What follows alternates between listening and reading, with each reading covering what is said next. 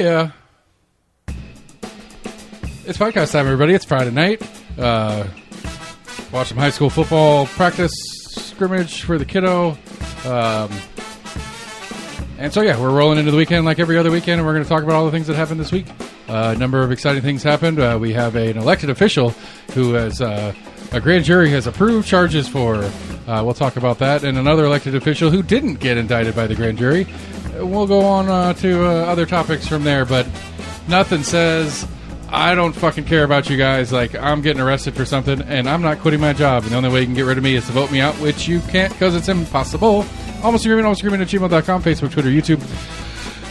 Go to the website, almostscreaming.com. Check us out on all your favorite podcast providers. On any of those great places, like, friend, share, follow, do the things you can do to help support the show and spread the word to your friends, because we're going to keep talking about stuff. City elections are coming up fast, and candidates are coming up fast. So, early voting has started. All, 612 people who have voted in the first 2 days so far of early voting. So, good turnout, City. Good job, guys. You can do it. We're going to break 10,000 people, I promise. I hope. Almost Agreement, here we go. Yeah, it's literally, it was a half day Wednesday and a full day Thursday of early voting, and I don't think it has combined for 1,000 people. It's pretty dismal. It's pretty normal. But It's pretty dismal. Anyway, how you doing, buddy? What's new? What's happening? I'm sorry, I'm skipping a step. I was so distraught by the voting news. Not much. Nothing new, nothing exciting, nothing fun? No. All right, you're just a That's even keeled. You're just a beacon of new and exciting things. Well, I bought my tickets to the 25th year reunion. Did you? Last night. Hell yeah. It's an away game. Good job, alumni committee. It's an away UT game. Gotcha. So somewhere downtown on a Saturday that UT is not playing is in Knoxville is okay. If it had been a home game, I might have just said no. But part of it, they're trying to get us all to go to the which I'm not going to go because I'm going to be at the West game. But Bearden Farragut plays that Friday night. Oh, really? And they want everybody to go, but Bearden won't pre-sell tickets.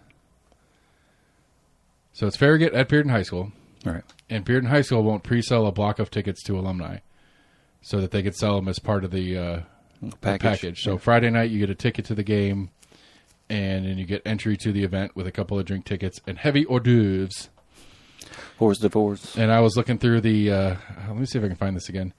You might get a kick out of this. You'll do better than I do. You have your marijuana-riddled brain remembers more things than I do. I was they posted the class list for the Bearden High School class of 2000. Oh, that's Roane County. That's the missus. I just remember who the president was. I don't remember really anything else. Yeah, here we go. If you can... Oh, I didn't put the screen on for you. I'll fix that here in just a second. There's a handful of names, and there's a couple names that I was like, I thought that kid was a class under us or a class over us. A name I remember, I don't remember the person very well. Molly Thig. I vaguely remember her. Erin Guda, which I told you about that weird one, right? I think so. Her little brother has a kid that's my youngest age, and they joined Scouts with us. Mm-hmm. And I saw his name on the list. I can't remember the kid's name or the dad's name for that matter, but I saw the name on the list. It was the last name, and I was like, "How do you say that?" He's like, "Guda, because it's not Guth, it's spelled Guth, yeah, Goothy." But he and I was like, do you know an Aaron? He's like, yeah, that's my big sister. I was like, I graduated with your sister. Anyway, speaking of people who graduated, Dustin Colquitt tonight. He's not going to make the event. Everybody, I'm sorry to say. He will be in, he just casually drops it. He's going to be in Dublin or something like that. He's got his kid's punting at West. Is he? Wow. Yeah. So third generation punters kicker from the Colquitt family. And he's pretty decent. I don't know how to compare. I am not at that level. We've talked about this before. I love football. I like the sport a lot. I very much enjoy pro ball. I like college ball. But about halfway through D1 college ball is where I'm just there's too many. There's too much. And you got those guys out there that are talking about it's a 4-star recruit from Texas that's coming to Tennessee this year. It's I don't even know half the kids that are on the Tennessee or where they're from or what they're good at. Like, if you give me a roster of Tennessee, I'm guessing what position they play by their number more than I am by, I saw him on the field the other day. But there's people that are, like, so deep into it that they're talking about, like, a junior at some Texas school that Heupel went and did a visit with because they want to recruit him to come here. And it's like, oh, yeah, this kid's stats are crazy. I watched a video of him. It's like, what are you doing, man? You got to have better stuff to do with your life. Like, I understand if you're in the program, like, if you are – there is staff on UT's football team whose entire job is to go out there and find recruitable students. And then there's a whole sub-industry of there's multiple companies who are stats and recruiting companies that go out and collect information and data on a bunch of kids and sell them to colleges when colleges are going out recruiting. Right. Like, I understand those people exist, and that is a profession, and that's why you know so much about high schoolers. But just some schmo on the side of the road talking football one day, and he's like, "Oh, UT's got this great kid. He's a 5-star from South Florida. He's going to be amazing." And it's like, what are you doing with your life? I like football. I just love sports. I like UT football a lot. To be clear, but good God, how do you what do you do for a living? I know what happens in hockey. I'm assuming same with baseball, basketball as well. What is that, as far as, like, the recruiting services? Yeah, to where kids are already, like, they start getting looked at like 13, 14. I mean, I think it's crazy. I know at least, like, I don't know if football has it, but I know, like, in hockey, they've got, like, the world, like, juniors team. So there's, like, actual, like, international tournaments with, like, the best of the nations that are, 16 and under, 18 and under kids. Right. I think it's, I mean, soccer's the same way. You talk about kids being, like, 12 and 13 and getting contracts. Right. And it's like, I don't know. Well, those are, like, a lot of those, like, get into some of, like, the major league, like, programs, like, early. Right. Which, I mean, I don't know. That's how, like, soccer's the most popular sport on the planet. So, if you're going to be one of those names that people who don't even like soccer know, you've got to start when you're, a half a year old or so, and then get noticed by somebody. Like that's what I don't get. Like how do you,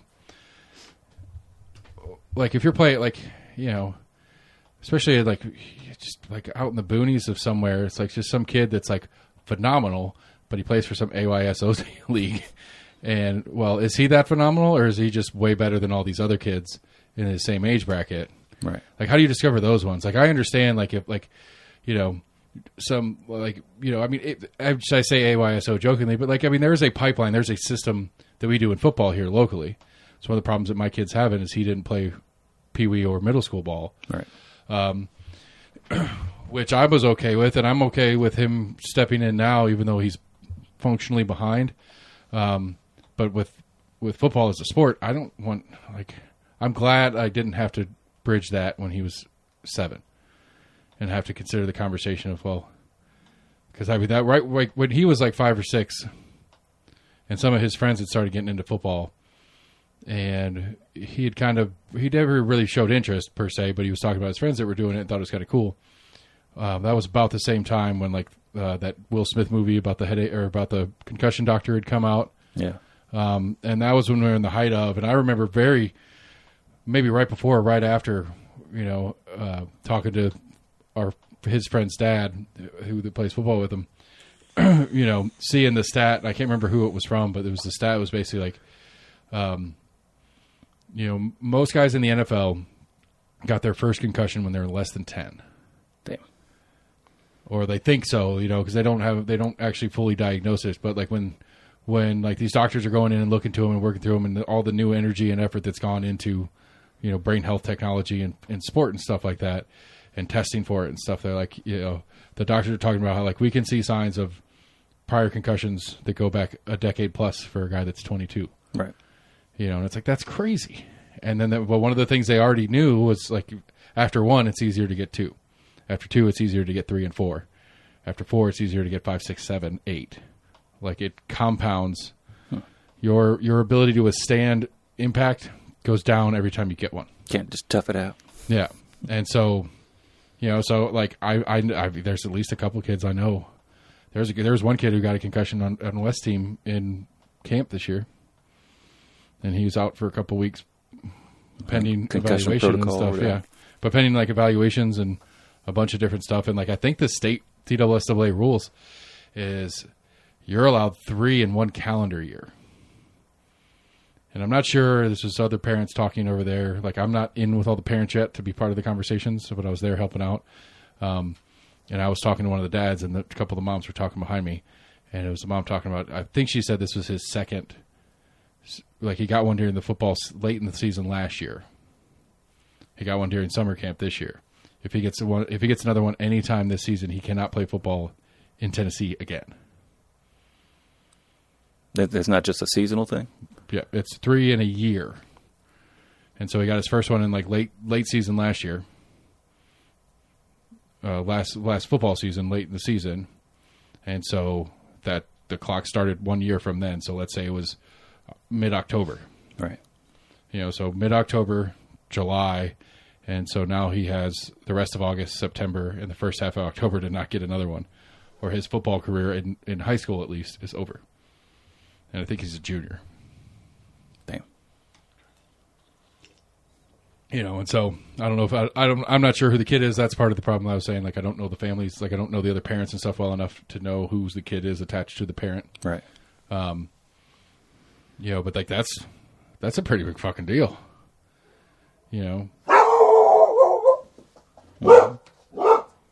See, Rowdy agrees. It's a big fucking deal. Yeah. Anyway, Phil Ballard got indicted. That's the biggest story for me this week. Phil Ballard is the property assessor. Mm-hmm. So my understanding, have you read anything on it? I just read his lawyer's statement. I saw the story about it. Like what the criminal charge is? No, I don't remember exactly. I don't know what the official title is, but essentially what he was found to be doing was he was logging his mileage to be billed to the county for his work on the county vehicle that they provided.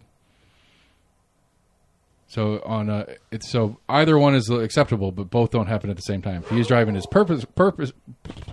if he chooses to drive his personal vehicle for county work, he can log mileage and get reimbursed for it. But if he is driving the county vehicle, you don't have to do anything. You just drive the county vehicle, fill it up on the. That's what I said. I think they have like a credit card. Fill it up on the fleet card or whatever that the county has, or go to the Knox County place down there off of 275 at Baxter. All right. The engineering building there. You can go in there. It's a gas station. Anyway, whatever. He doesn't have to pay for the gas or anything and all that stuff. But if he's in the county vehicle, that's all taken care of. If he's in his personal vehicle, he can get reimbursed for mileage. Right. Well, he was clocking his mileage in his county vehicle and seeking reimbursement on it as if it was his personal vehicle. And so that's his, I don't know if theft is the right word. I don't remember what the criminal charge word is, but that's what they're alleged he's doing. I would consider it essentially theft. I would too. Stealing from the county. His attorneys, and this is probably his attorney says it's the intent that matters. He didn't intend to do this. It's just force of habit. And it's just like, and then Ballard also said that he does not intend to step down. And so Ballard acknowledges that he did do it, and he has since reimbursed what he accidentally stole. Right. Again, we are using the generic term stole. That is not the proper legal term. But my understanding of it is he has acknowledged that he did do it, but that he didn't do it with malice intent, force of habit, as you said, or whatever other excuse he wants to have to do it, which is why he thinks he's going to at least escape the criminal charges. And if he's not going to step down, how do we get him out of there? The mayor? Nope. He's independently elected. Is he? There's only one way to get rid of him. It's he quits. Like a recall? Or we recall him. So what did we figure out? It was 15% of the population. So 15% of 500,000 would be 50 plus 25, so 75,000. We needed 75,000 signatures to force a special election to then vote to get him off, to vote to fire him. Can you do online petitions? No. I'd say nowadays that'd be a little bit easier to get your numbers up on that. Yeah, because those aren't legal petitions. Perhaps there is like a DocuSign version that can be verified. Yeah. That's verifiable at some level. But I don't know. I've never heard of it being used that way. Like, I would like if they're like, I mean, if that was a thing, I would just start one for every elected official as soon as they take office. And as soon as we hit the threshold, I would submit it. And so Chris Davis, be on the lookout.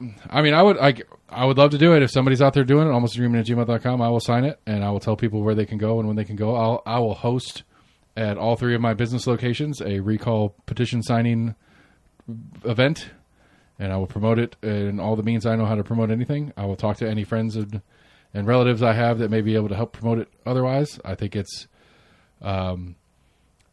I mean, okay, so let's take it on the surface level. Let's say he actually did do it on accident. What's his job? It says properties. Okay, so he is so absent-minded in doing his job that he accidentally steals a bunch of money from us. Forgets what car he's driving. Right. Where else is he accidentally absent-mindedly doing things? Right.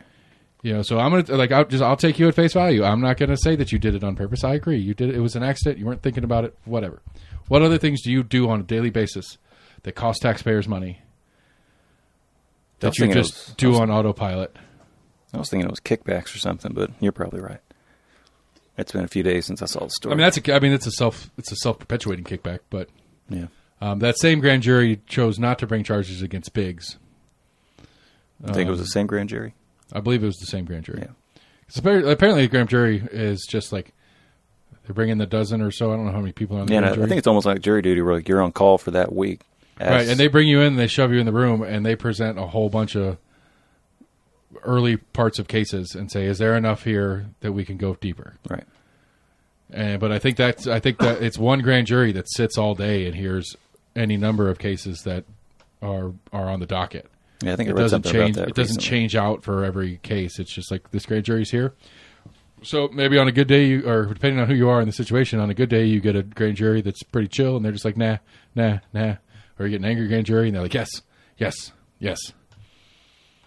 Or they're actually doing their job as citizens correctly and paying attention and choosing on the merits of each individual case. I thought I read about a city to where they were wondering if they had some kind of something funky going on with the grand juries, because like their numbers had either kind of like gone drastically up or drastically down as far as like indictments or whatever. Yeah, I don't know. Maybe it's a judge instructing the grand jury. Possibly, I wouldn't think so. I don't really get it. Like, I mean, I get it, but I don't get it. Like, it's. I mean, it could just be kind of like a change in mentality in that area, at least. Yeah, I mean, essentially, the grand jury is built to be a check on, like, frivolous charges being brought by a DA's office. It's like, we're not going to have a full trial to where you have a jury trial, but we'll at least bring a jury in, give them the basics of the case, and see if there's enough there to go forward. I don't really get that as a process of a thing. It's like, well, I don't know. You got a witness that says they saw the guy shoot the guy, they take it to trial. Like, like what? I mean, sure, if the prosecutor comes and it's all circumstantial and it's like, but I would think that like a judge could do that without, I'm not sure what exactly triggers a grand jury. I mean, I think everything. I think anything that's I think any felony charge, it requires a grand jury first. Is it? I don't think you can take it straight to trial.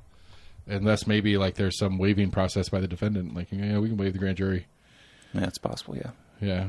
Or and maybe I don't know. Maybe it's for the DA's office. Maybe it's a structural component that they like to use because it's like, look, the grand jury thinks there's enough here. Right. Now can we talk about a plea deal? Yeah, but like Ballard or whatever is 71. Like he's an old man, so I don't know. Like I think it's.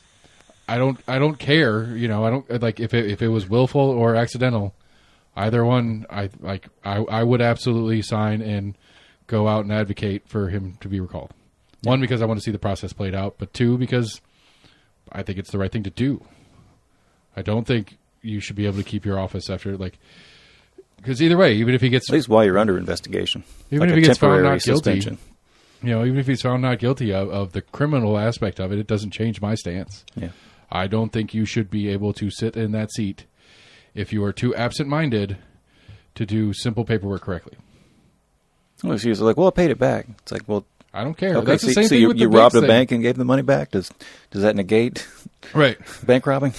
Right. I mean, that's the thing about intent. Like I understand, on a lot of different things, intent is part of what you need to prove as a prosecution. Right. But I also think it's like, what's that thing? Like, I mean, that's one of the first things you, like, as a kid, I remember learning about how laws worked. It's like, just because you don't know it exists doesn't mean it's not a crime. True, yeah. So just because you don't... Ignorance of the law is not... Right, exactly. And so, like, just because you don't know you're breaking the law at the time, you're not intentionally breaking the law. Right. Doesn't mean you didn't break the law. Why is that any different in this case than that old adage? Or maybe that old adage is just kind of bullshit. I mean, that can go into consideration in, like, sentencing.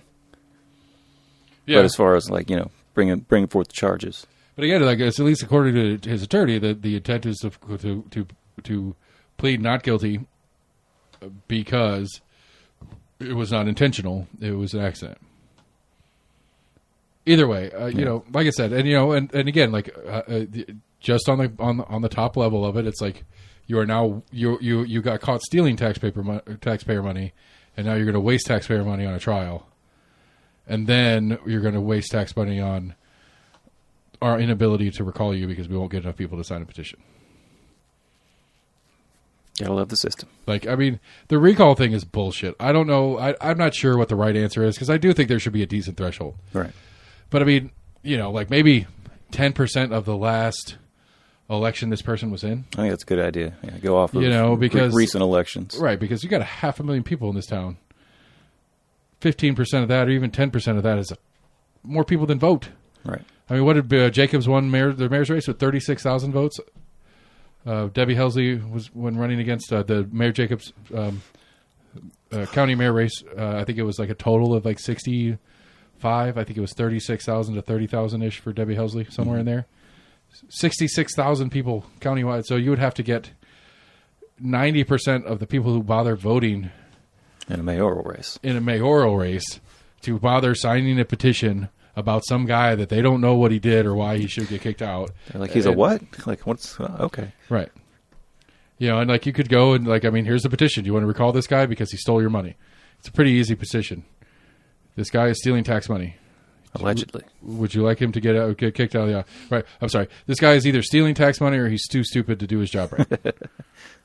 Is that fair? I know. I was joking with Scott earlier. I need to get better about saying allegedly, or when I'm quoting, or if I'm going to quote, make sure I have the actual quote, or if I'm going to like try to recall a quote, be like the quote said something like, I need to start working my qualifiers in more, right? Because I don't want to say like he is a thief. He is accused of thieving, but again, like either way, there's like I said, there's zero excuse to me on why you should keep your seat. Right. Whether you go to jail or not as a 70-year-old man, I don't care. Like wasn't the big thing similar? It was kind of like using county vehicles for personal use or something like that.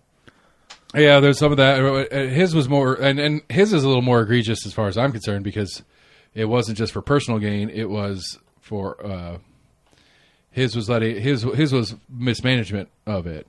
Is that he had staffers that he got way nicer trucks than they deserve to have. Not they deserve to have, but that their office normally has.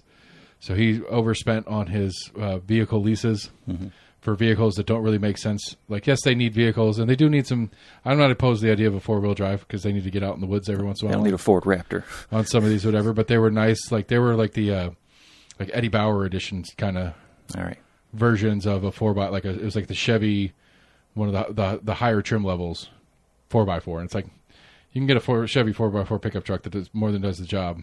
It doesn't need to be the Lariat edition or whatever it is. That's the top trim package.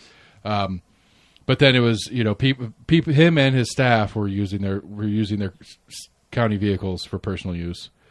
A couple of the county vehicles left the state, which even if it is like I think by rule, even if it is a job related function, you're not allowed to leave the state in a county vehicle. There was a trip to Nashville that was a sanctioned trip to Nashville for some sort of meeting of other tax, like it was the state tax collector meeting or whatever.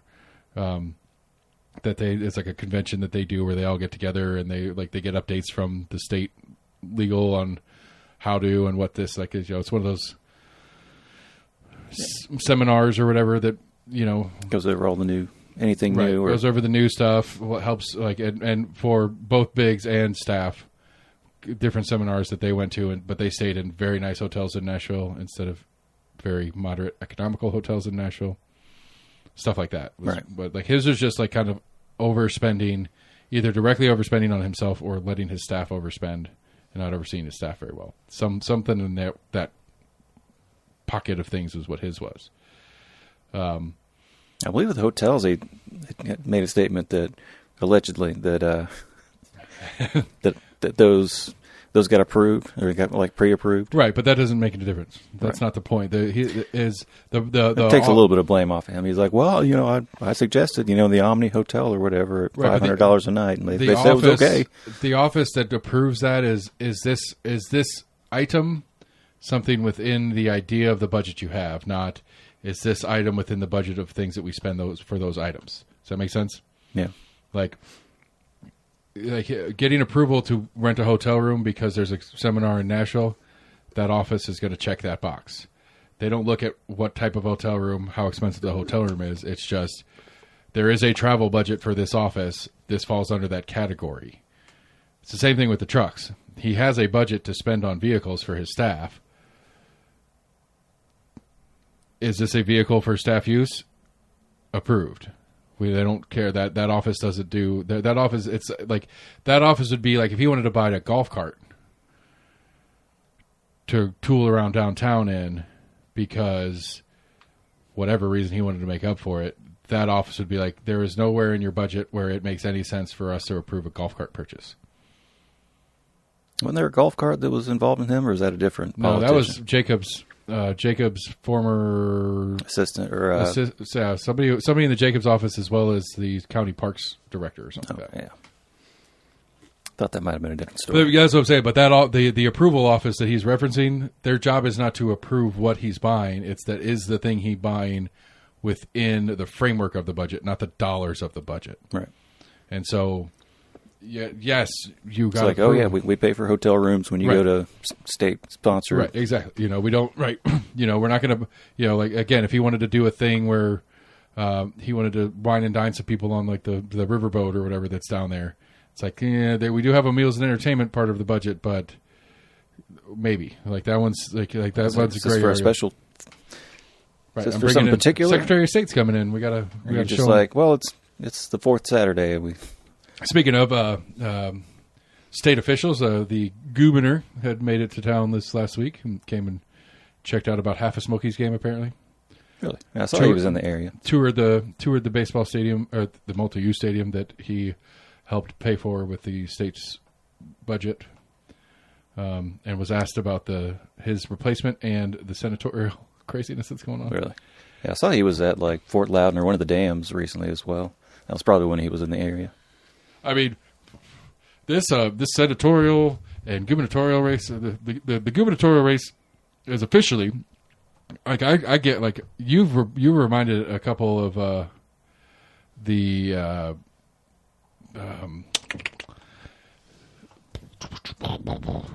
couple of times I keep referencing Blackburn is running for governor. You're like, she hasn't officially said so yet. Now she has officially said so. Right. And she has appointed Mr. Jacobs. And I need to find treasurer. Yeah, I saw that. I need to find this quote. There's a quote in, I think it was Compass yesterday, day before. Let me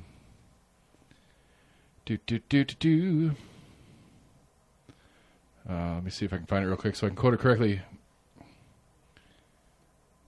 Take loss quote. Anyway, okay, so I can't find the exact quote, but it was something along the lines of. That's Burchet's quote. It was something along the lines of, I intend to focus on the remaining part of my gubernatorial race, and I'm honored to be appointed treasurer to Blackburn's gubernatorial campaign. It's like, so you're going to focus on your last 2 years as mayor by helping somebody run for governor. Yeah, it goes hand in hand, right? Yeah, I mean, I don't know. You help get the governor elected. That might look nice for the states. The state may smile upon Knoxville with some investments or something like that. Which, again, the bottom line here is he has positioned himself to be appointed to replace her. I did send you that screenshot off of the Compass. Sorry, Scott, I stole the Compass and shared it with people that aren't paying members. Of depending on how she times her resignation from Senate, the choice would fall on either her or Governor Lee to appoint her replacement. But the important part of that, this part is that there will be a special election in 28. Let me back up. This is all pending.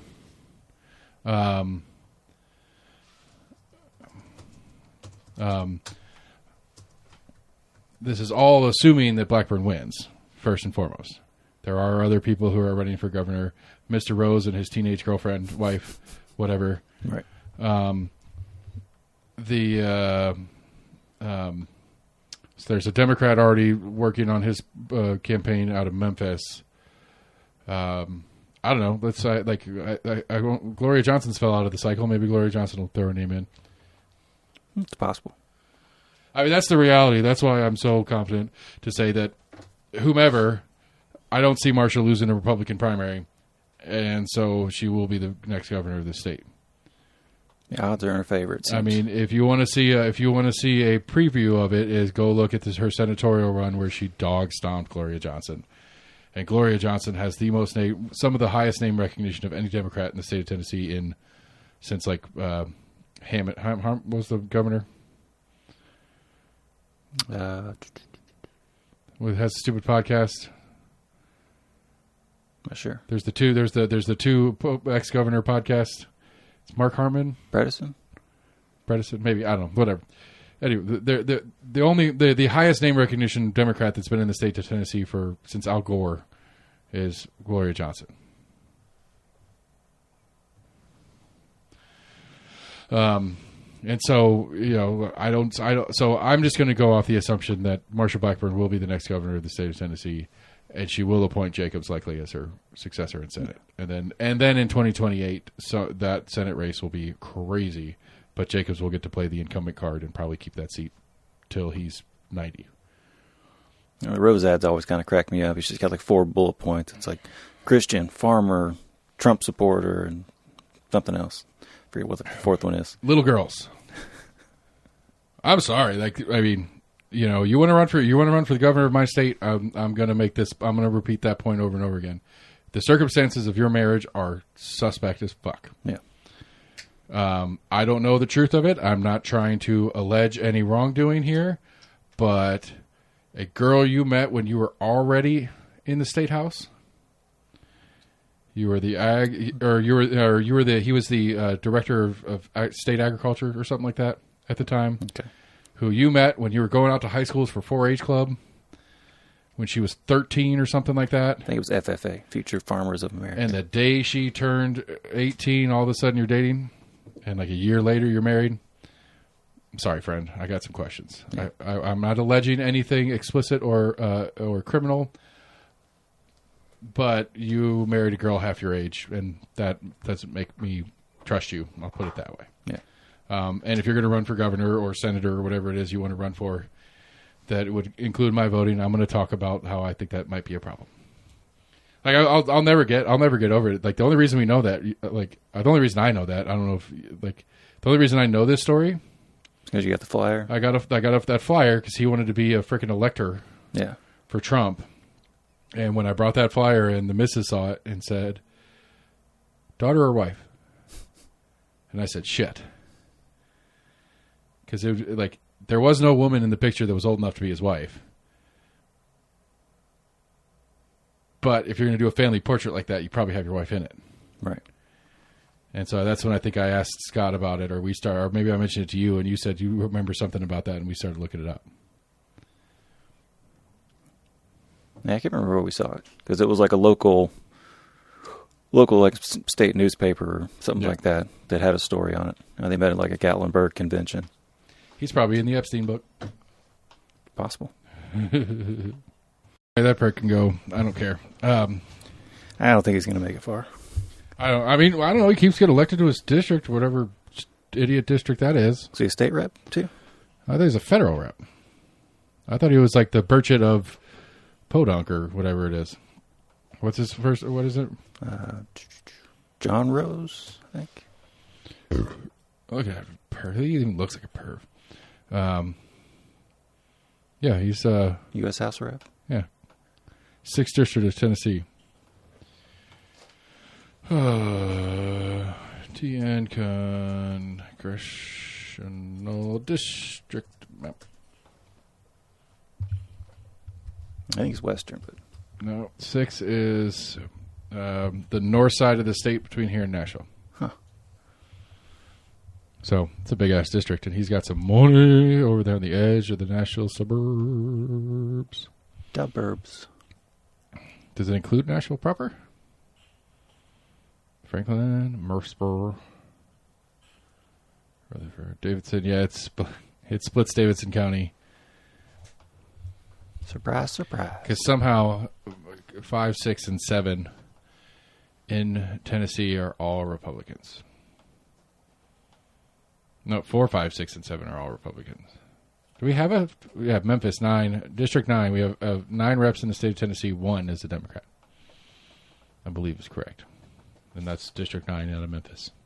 Did see something interesting with the redistricting that I didn't realize. I always thought you could add more members to Congress, but I think somewhere there's a rule that you can only have so many members of Congress.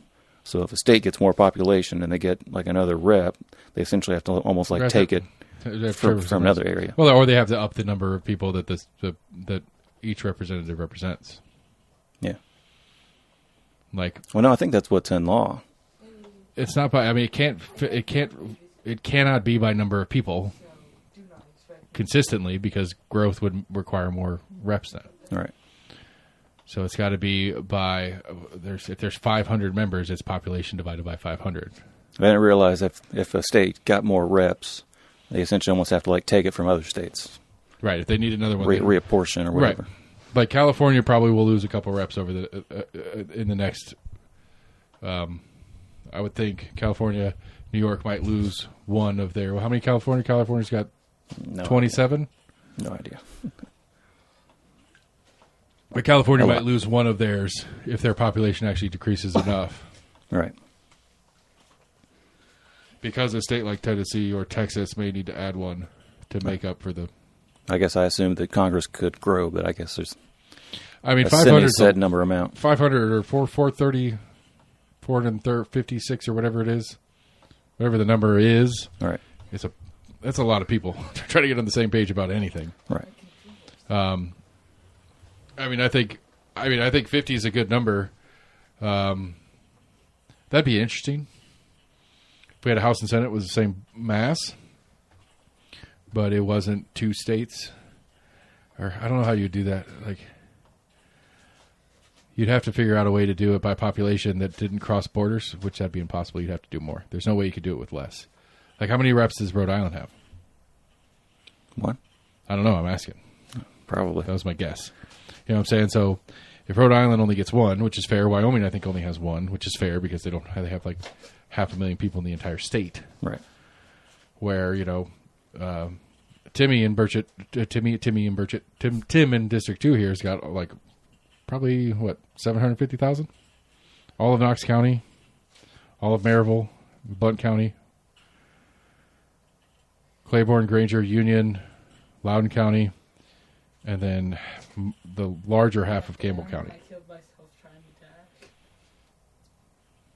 Actually, that's kind of weird. Why don't you just give District 3 all of Campbell County and District 6 all of Scott County? So that's not what the boys in Nashville want. Yeah, Oneida's got too many Dems in it. They needed to trim that off onto 6 so that 3 didn't turn blue. I'd hate to have Oak Ridge represented by one of them Democrats. But going back, so the gubernatorial race being what it is, Marcia's going to win it. But Timmy Burchett kind of threw his hat in about maybe it could be the senator if Marcia steps down. Yeah. So he's apparently been doing a little bit of touring with his broken ribs, trying to get some state. He and Ogles, clout. I think, said they were reported that they were both interested. Now, that'd be an interesting one. I think, like I said, right now I can't imagine a scenario where Jacobs isn't the appointee, because just on the trash partisan level that Marcia Blackburn's at, Jacobs has been a good little soldier for the MAGA version of the Republican Party. He was a good soldier for Trump. He went up to Iowa and campaigned. He went to a couple of different key states and did some campaigning either directly with Trump or on Trump's behalf. Did podcasts prior to the election. Right. So he's out. He's been out there on the ground doing the ground legwork on behalf of Trump. He did groundwork for Marsha last senatorial cycle.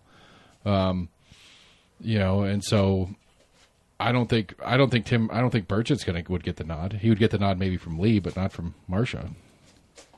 I think it might have been the announcement of Trump wanting to update or restart the the presidential fitness testing or whatever. Let's do it. But there was another wrestler, former wrestler. I don't think he still wrestles, but another former wrestler that was standing behind him. I mean, I could see Trump as a wrestling fan. Really hard for me to learn. Not every wrestler is a MAGA supporter, but every MAGA supporter is a wrestler. However, one of those phrases works. Yeah. Maybe. I would say that's probably I would think those Venn diagrams overlap a lot. Yeah. So your grandma Fans of forced you to professional wrestling and fans of Trump are probably a tiny sliver of the edge that don't overlap. That would be my guess. Yeah. But again, it goes back to what I was talking about last week, though. I find it there seems to be a lot of hubbub, and maybe it's just because we have, from our perspective, we have this local flavor to it because both Burchet and Jacobs are vying for a much bigger role with this kind of happening. But still, with the what's his face that doesn't actually live here, talking about running for governor or something like that.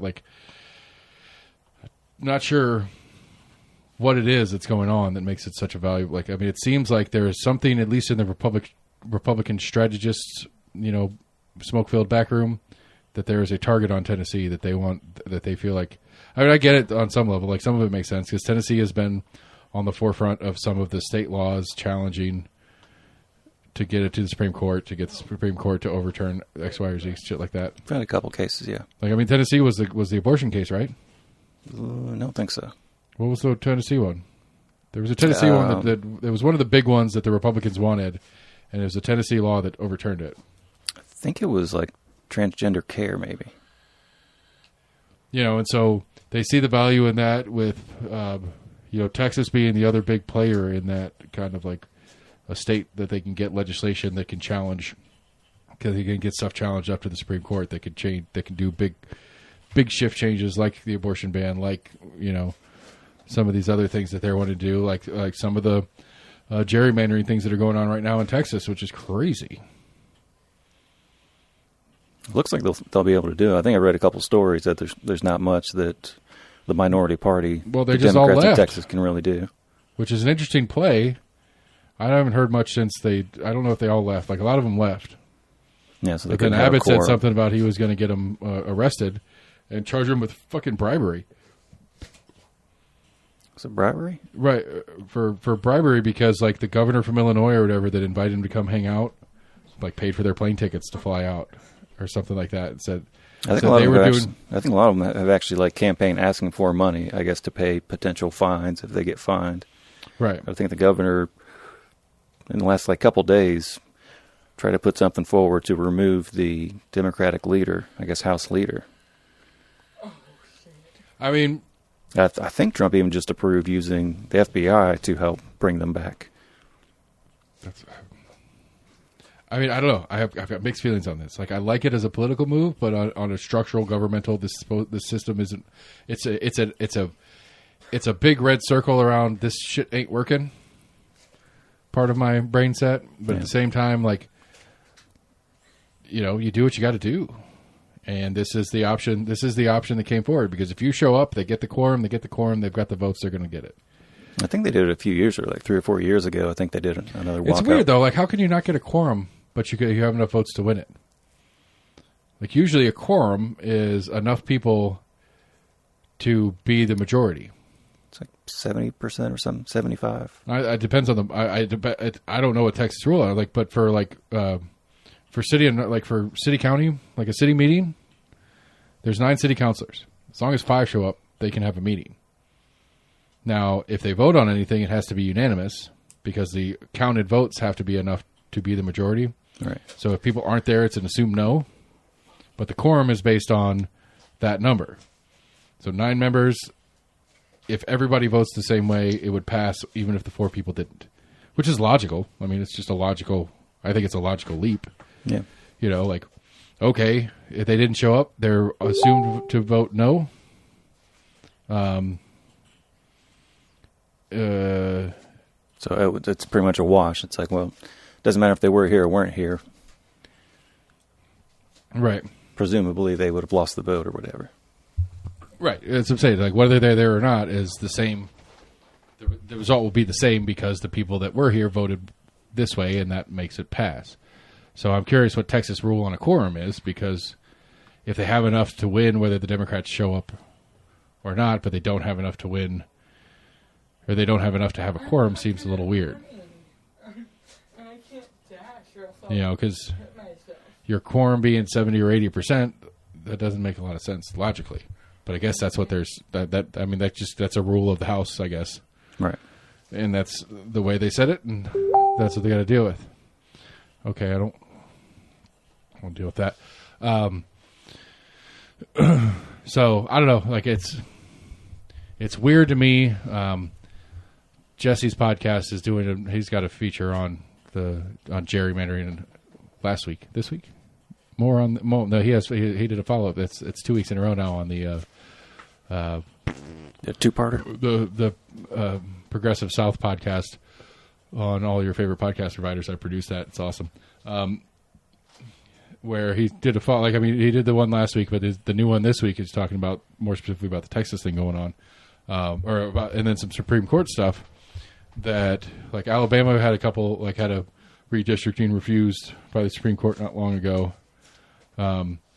But there's some different, like, moving pieces in it where it's like, well, there's a Louisiana one right now that's in the Supreme Court, and they put a pause on it for their end of year break or whatever it is. Mm-hmm. And there'll be more debate when they come back.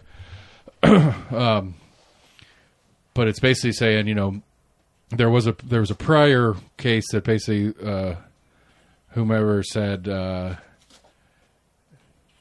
it is a violation of the Civil Rights Act if you redistrict on the basis of race. It is not a Civil Rights Act if you redistrict and it affects race as a consequence.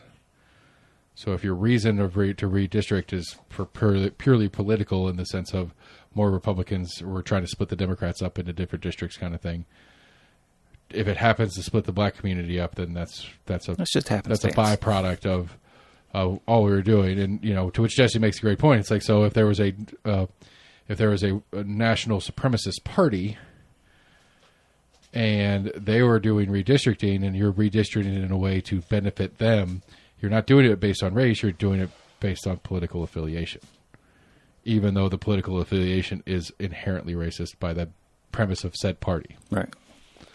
Gotta love nuance. Right. And so, you know, and again, it goes back to the burning question. Gerrymandering sucks. Everybody hates it. Nobody likes it. Like, no normies out there. You just go talk to people on the street after you explain to them what gerrymandering is, because they probably don't know it off the top of their head. Right, but I'm reticent to put a percentage on it, but I'd say, you know, some people in that majority that of their side or whatever, they're not too disappointed by it. They're like, oh, well, that's cool. My side's still in power. I don't think so. I disagree. I think normal people, when it comes to government and politics and stuff like that, tend to lean towards an idea of fairness. I think normal people have their preferences, and I think normal people will get mad if their preferences are overrun because more people have an opposite preference from them. But I think people want to believe in the idea of the fairness, of this is a fair way to go about this end. I may disagree with the end that gets there, but at least if we get there in a fair way, I feel better about it than, okay, I like the end, but we had to cheat to do it. Right.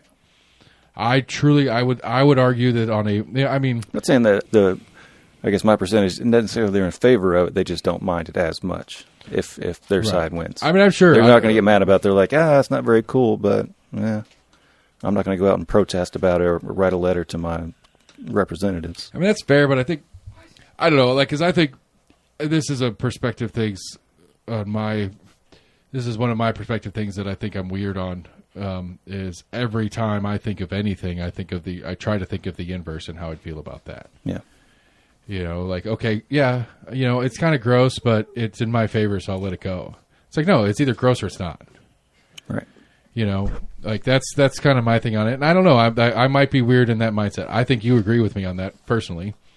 Yeah. But I think I don't know. That's a question. Are we weird on that, or are we the normal ones here?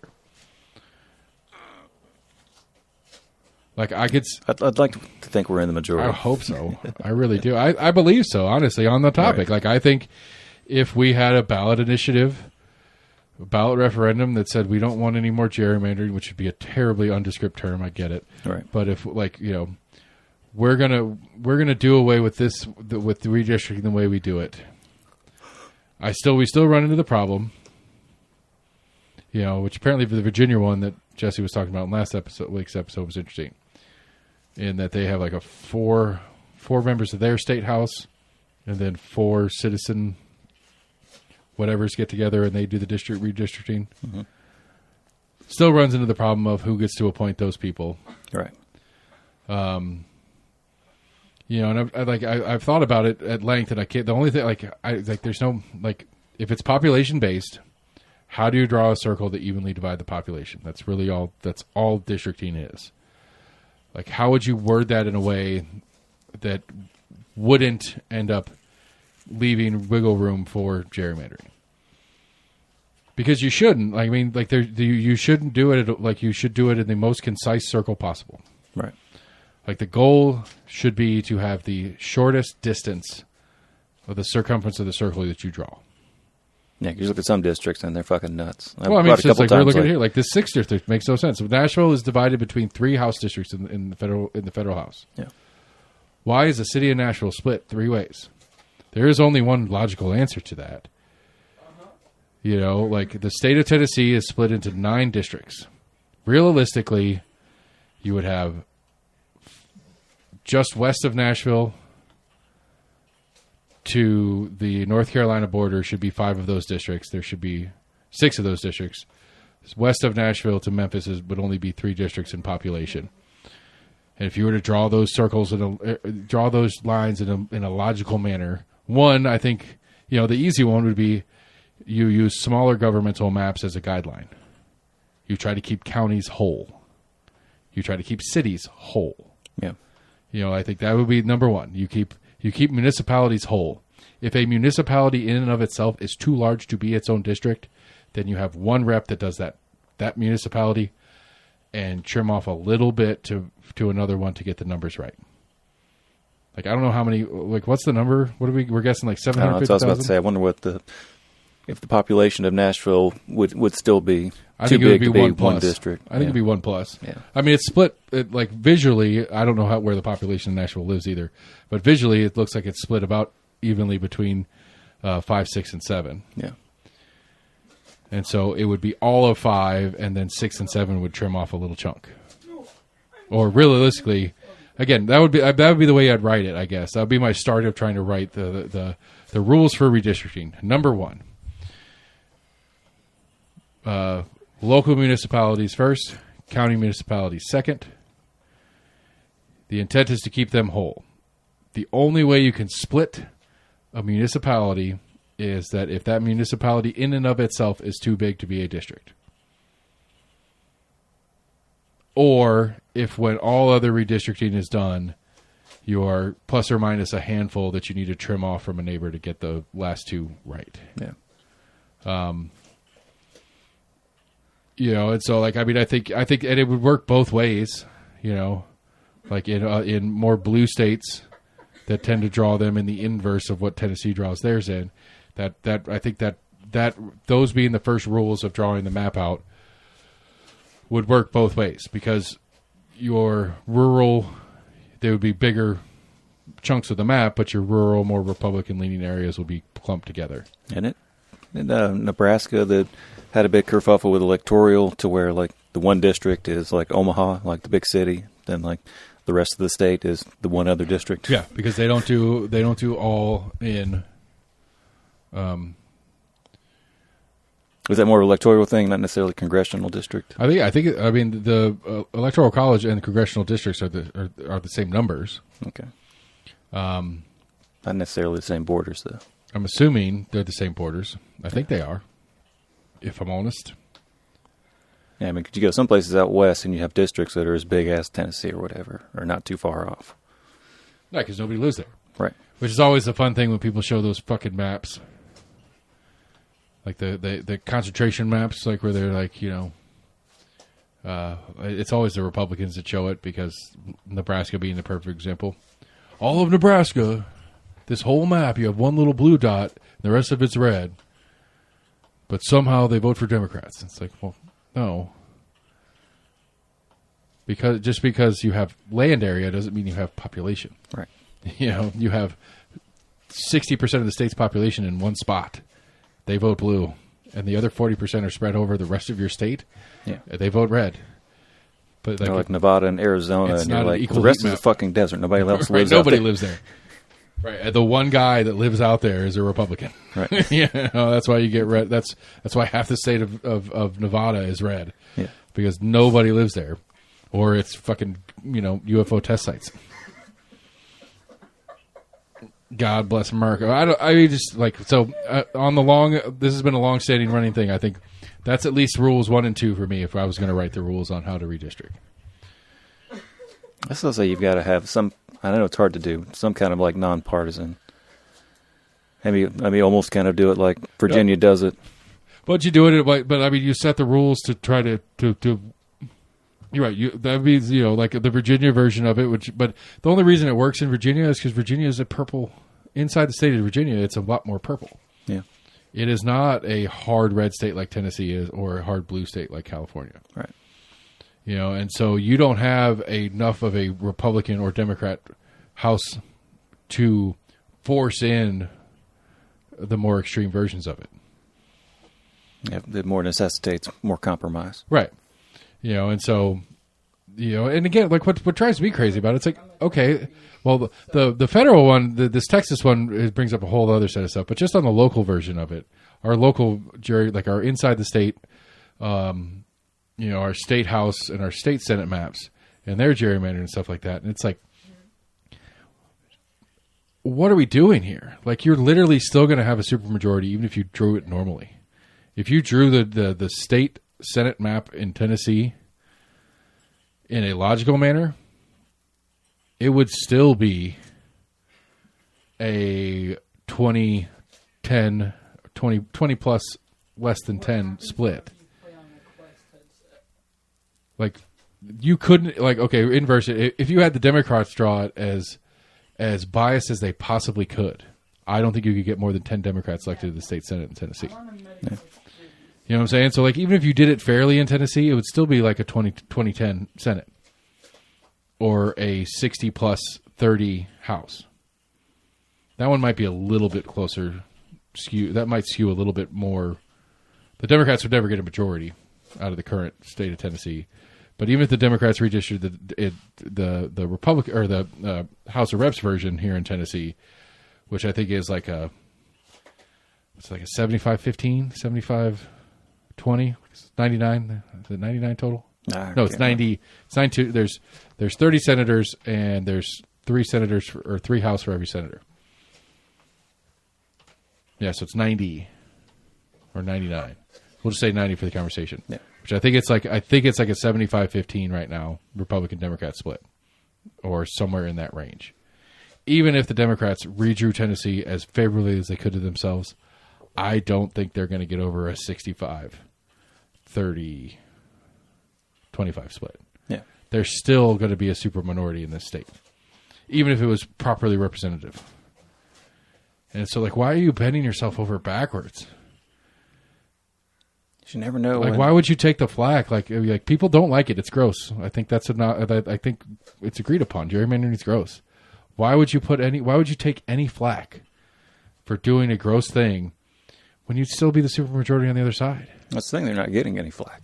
So they're not really worried about anything. Not from, right. Well, the Democrats are the ones getting it right. And there's no Democrats in Tennessee because Eric Weider bought them all U-Hauls. I don't know. I got problem. Like, I don't know. It just seems dumb to me that we continue down this rabbit hole. But like the federal one's crazier though. Like, cause so New York and was it Indiana and California are like, okay, Texas, if you go ahead with this, then we'll match you. California announced it. I think I just saw that Newsom put some kind of amendment out or whatever that Democrats have signed on to do a redistricting. Right, and I think it's strange. Like, and I'm a states first kind of person. I've always been I've always argued for the states first thing, but I do think it's kind of strange that the state legislature draws the federal representative map.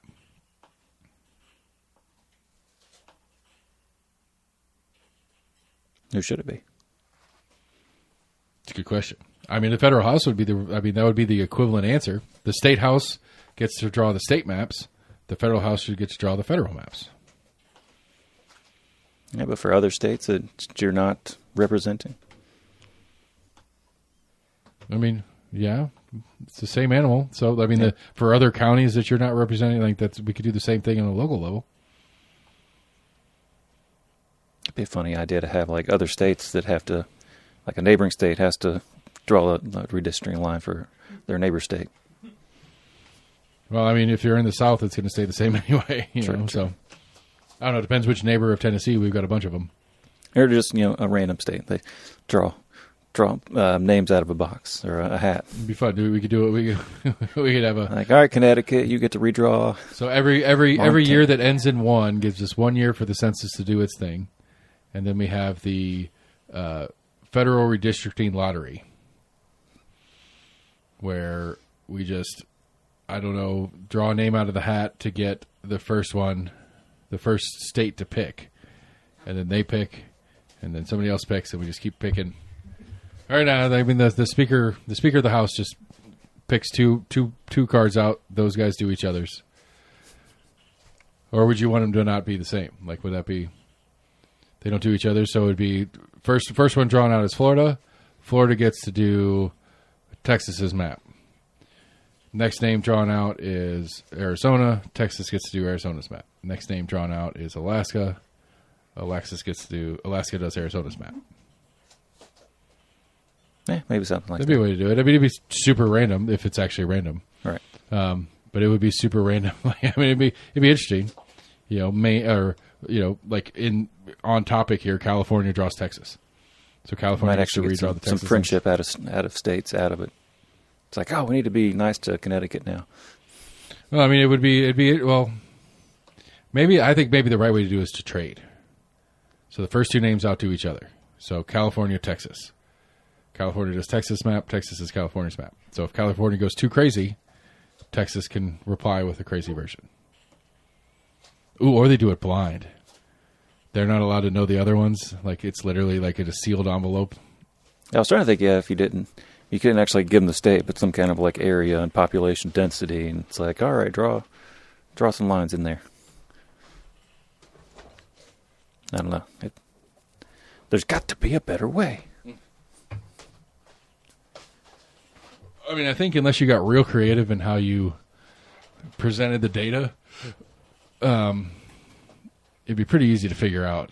Like, there's 3, Tennessee, for example. There's got to be some kind of computer model that you can put in. It's like, hey, make this the most equal distribution. Well, but if Elon writes the algorithm, population, right? I mean, that's just. I mean, I don't know. We've circled this drain before. I don't know how to get the politics out of something that has the politics would have to create. Right. That's, I think, is one of the problems. Like you were saying in the state house, it's essentially the majority party gets to do the redistricting, just draw the lines, make up the new map. I just don't I don't understand why. Like, I can understand why if you're in a close state, where a redistricting can be the difference between a simple majority and a supermajority, or a redistricting could be the difference between keeping your majority and losing it by doing some of that kind of stuff. Like, I can understand that, but on a state like Tennessee, why? Why would you even bother redistricting at all? That's just that extra like layer. the minimum required version because you have to update it with the census. Right. But like as simply as possible. Why would you put any headache or heartache or any effort into it other than just to simply, okay, well, Knoxville's population went up 10%, so we have to trim a tiny piece off here and add it to McNally up there in Oak Ridge. It just ensures another decade of the stranglehold. But it doesn't. That's the thing is I think realistically, once the wave comes and you get the break, like once you break it, once your supermajority breaks, which it will eventually, once it breaks, it's going to break hard because of the gerrymandering. Once you lose your stranglehold on it, it's gonna fall a lot faster.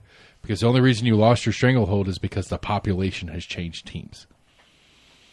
You're not losing your population because of a little line redraw here, a little line redraw there. You're losing even more reason for them to do it, to make sure that that's what I'm saying though. When and if that ever happens. But it only means when the change happens, it only means it's a more extreme change. Because people are so disgusted with you that they're voting against you in mass. Bring on the America Party. Isn't that what it's called? I don't know. Bring on the I don't know. I had to get on to Scott and Jesse today about. I was like, I don't want you guys like. I'm not a libertarian. I lean libertarian. Are you denouncing?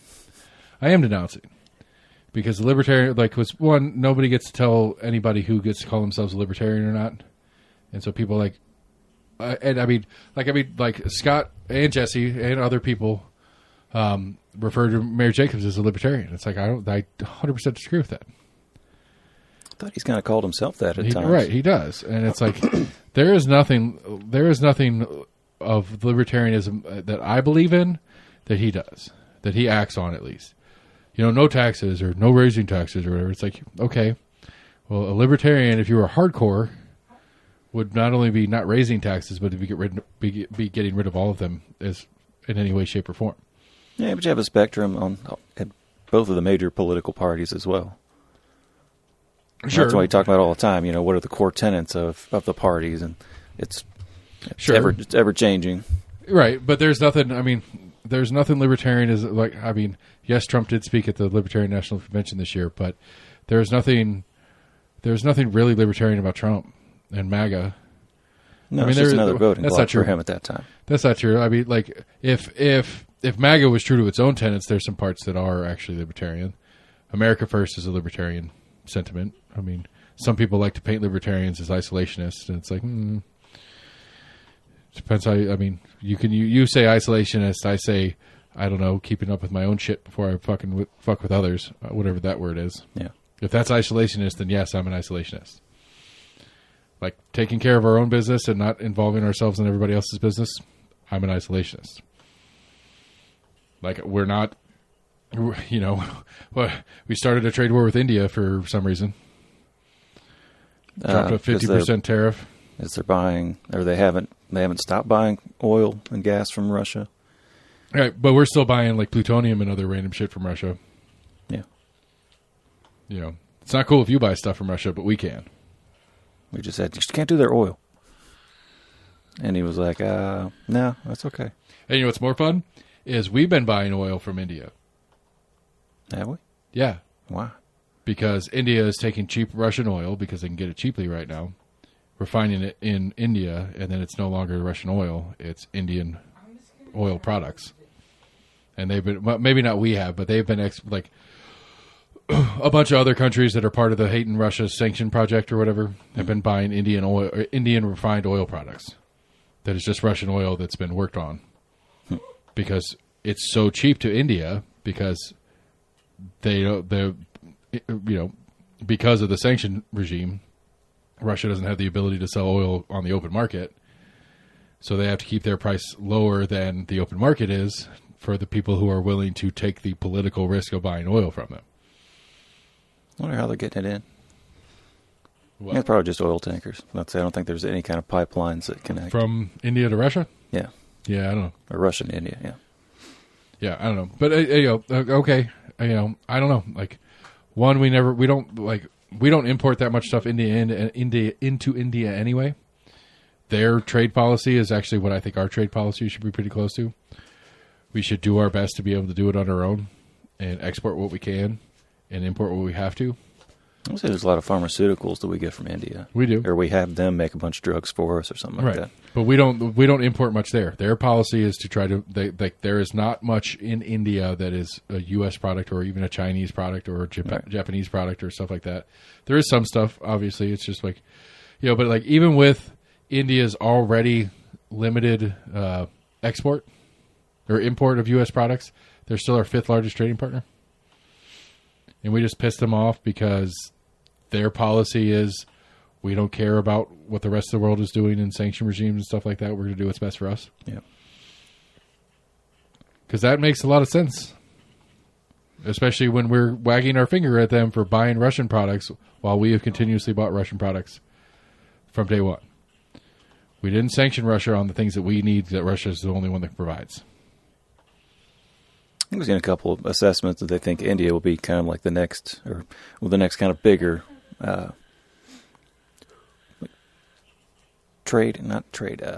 just economic areas. I mean, India is the largest population in the world, isn't it? Don't they have more people than China now? That was a funny episode of one of the Jeremy Clarkson car shows. They went to India? Yeah, they were in India, and they were just doing they were doing their normal car show in India, and they stop in this village. And they hang out, and it's just this little hut, kind of, like normal small house or whatever, out in the middle of nowhere. And it's the billionth and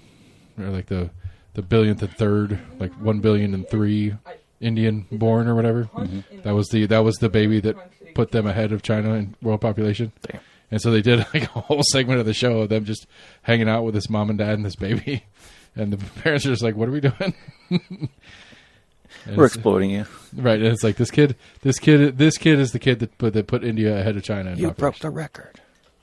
I hope they at least brought some gifts. Which, like, they did. They gave him a bunch of car stuff, like stupid car stuff, like toy cars and like racing gloves, stuff like that. It was funny. I loved that. I don't know. They just make good, they make good fun television, except when they're in Argentina. That was an old episode. Do you remember that one? No. They went down and did a thing in Argentina. Apparently Argentina's still a little upset about the Falcon Wars. Right. And apparently on some episode of Top Gear prior to their Grand Tour episode down there or whatever, Jeremy Clarkson and the Jerry McClarkson kind of made some passing comments about them being shitbags for the Falcon Wars or something like that. Yeah. Like, yeah, we took it back, right? Right. Whatever. And so it was a bit of a hullabaloo, if you will. Early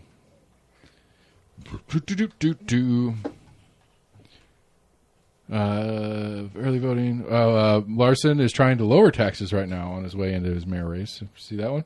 No. Larson is seeking a graduated relief from the wheel tax for us citizens. It's interesting. Obviously, political play. Graduated how? So it's a $36 tax every time you register. Right. If it passes next year, it will be a $4 tax, or it'll be a $32 tax. Then the next year, it'll be a $20 tax, and then next year, it'll be an $8 tax, and then the next year, it'll be gone. Just trying to phase it out. Right. And so I don't remember this. I wasn't paying attention at the time. When the wheel tax was instituted, it's 100%. The point of it was to build a new downtown library. Really? And we don't have a downtown library. I'd say the biggest one is downtown of the Knox County Public Library. Right, but it's not new. It's been there forever. Right. It was supposed to replace that building. It was to raise money to replace that, and then they didn't do it. And like 20% of it goes to engineering and public works, and another. I thought it was supposed to be for the roads, but 80% of it goes. Like 80% of the Knox County library budgets comes out of wheel tax proceeds. Wheel tax. So wheel tax collects like $16 million a year or something like that. And whatever. I don't know. It's another. I don't know. It's a regressive tax, technically. I don't know why that's relevant. If it doesn't matter what kind of car you drive or how much you drive or how much you pay for your car, you pay $36. I wonder if motorcycles pay half of that. Huh? I wonder if motorcycle have to pay half of that. Good question.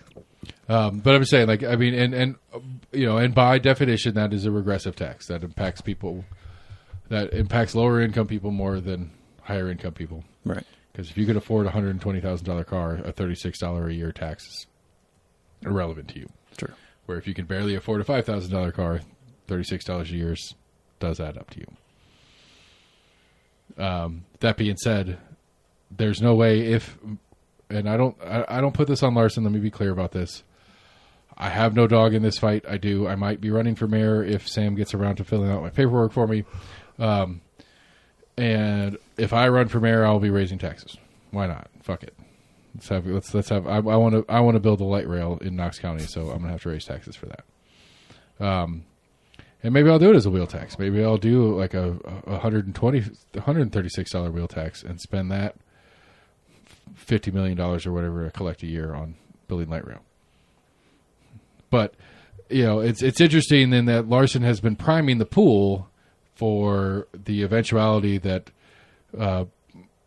persons like Betsy Henderson and others in the Republican primary try to promise not raising taxes. He's been priming the pool to make that promise a lie, a known lie. Because we were at that point. If you look at the Knox County budget, I don't quite understand why everybody that I've talked to that understands the way politics and governance works, Knox County is squeaking by. The only reason we're squeaking by is because we are growing by leaps and bounds. They've changed the property assessment cycle from 4 years to 2 years, meaning every 2 years we get a little bit of a bump because there will be extra revenue generated because of new property tax increase. Because the value of property is going up so fast. Our sales tax as a real number is going up because of the population growth. We have more people here spends more money getting spent, raises more property or raises more sales tax in the local sales tax revenue conversation. But long story short, Knox County is holding on by a thread to be above water on their budget year in and year out. Anything significant, any major project, any real infrastructure investment as opposed to just keeping up what we have is not happening with the budget that exists. And now we're taking out a chunk of it. And so realistically, the county race, when it gets really started and it starts really getting hot, I think the number one argument is going to be raising taxes. And it's going to be, I'm going to raise taxes. Or it's going to be, I'm not going to raise taxes. And then it's going to be a fight of, well, they're going to say they're not raising taxes, and they might not raise taxes. But if they don't raise taxes, what are you willing to give up? Because that's what you're asking. Like if they're promising no tax increase, they can promise that all they want, and they can mean it. But at some point, the decision is going to have to be made of where we're taking that money out. Because state law requires that Knox County Schools gets at least as much as it did last year, no matter what the fuck is going on. Knox County Schools gets at least as much as it did last year. So their total, so what did we say last week? $645 million or whatever that is Knox County Schools budget this year. That will be their budget next year or more. No matter what. And the state is going to kick in what the state kicks in. The county has to do whatever matching they have to do. And so schools aren't going to lose out. They're not going to grow they're not going to grow at the pace they're going to grow. Okay, so we take schools off the list of what you're willing to give up because the county by law has to keep it there. All right. So what are we going to give up? Less sheriff office money? I'm okay with that, but he could sue the state. He could sue the county, which we went through that a year ago. He can sue the county saying that they're not giving me enough budget to do my job as the state requires me to. So the sheriff's budget may not have much room to wiggle that the county has to pay for. All right, so what else does the county do? Start privatizing everything. Maybe they might have to. Like they've got so county parks are going to have to go. Road repair projects are going to have to go. Have to start selling assets, which I don't mind the county selling assets. I don't think the county should have as many assets as they have. That would be another thing on that would be part of my paying for my projects. I would be selling off county assets. Such as? I mean, there's one already on the dock at the old Sears building right there on the edge of the Happy Holler. It's the records office. It's an old Sears retail store that is just a warehouse. Just holds a bunch of stuff for the county and Knox County schools. Holy shit, I do. Have a big yard sale with whatever's inside. No, well, I mean, they're obliged to keep that stuff on record. It's just that is a No, just not the records, but just like the random stuff they're storing. I don't know. whatever stuff they're storing in there, but then sell the building and the piece of land. That's not a cheap piece of land. Right. The Knox County Engineering building and offices are just over there on the edge of Happy Holler as well. There's potential to sell that because there's other places you could put those things that are cheaper to own, or that would take less out of the tax rolls at least. Yeah. If they were somewhere else. But I would again, if I were mayor, I'd the number of county vehicles would go down. We're not buying and leasing vehicles. Is the county able to legally lease a property like that to a private company versus selling it? Because I would think that'd be a little bit more of like a steady revenue if they could find somebody in there. That's a good question. That'd be a fun one. I mean, the issue with that, I would think, is that the administration it would take to be a landlord as opposed to just selling it. Right. So yes, the long-term revenue would be nice, but how much of that's real revenue as opposed to the cost of being the landlord? Like, what's the actual... Because, essentially what you would be looking at is, like, what is the profit of... The profits of those go into the general fund. Right. Where a normal landlord would be the profits of those go into their pocket. I don't know that that's a big enough number to make it worth the effort.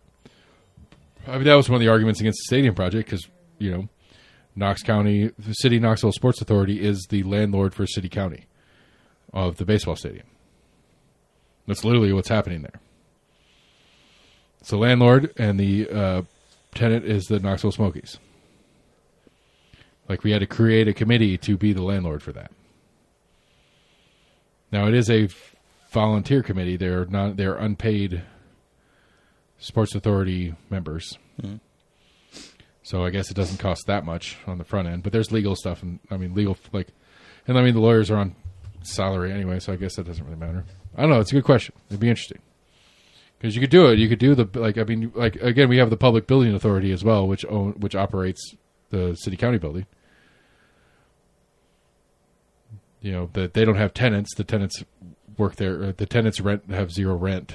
But they, the mayors don't rent their offices from the building authority, right?